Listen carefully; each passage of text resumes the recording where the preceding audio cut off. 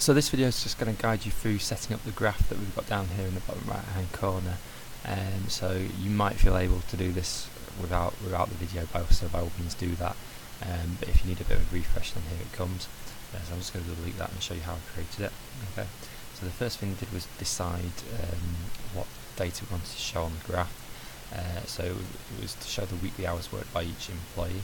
So if I highlight the hours worked column, I also want to highlight the employee column at the same time, but you'll notice as soon as I select that column that I lose my highlight of the hours worked. So if you remember, the shortcut to get around that is to hold down Control. So I highlight my first column, now I'm holding down Control on the keyboard, and that allows me to highlight two columns at the same time.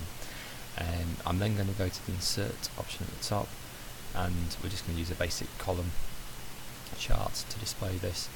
And you can see straight away it's automatically produced my chart.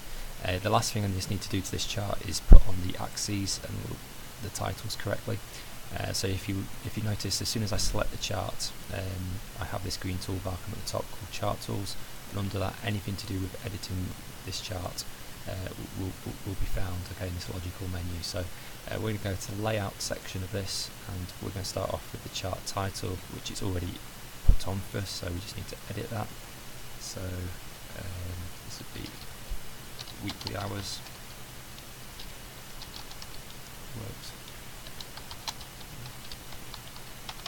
employees, and the axes titles, well, again, if I select the chart and go back to layout, you should see we've got the axis title. So I want to label the horizontal axis like so. That's my names, staff, and then on my vertical axis, same thing again. Axis titles, vertical, rotated title, and then that is obviously total hours. Okay, and that's the setup of a basic chart. You might need to just resize some of the information within here to be able to fit those titles on, but other than that, that's how you create a straightforward chart. Okay, and that's the end of this first video.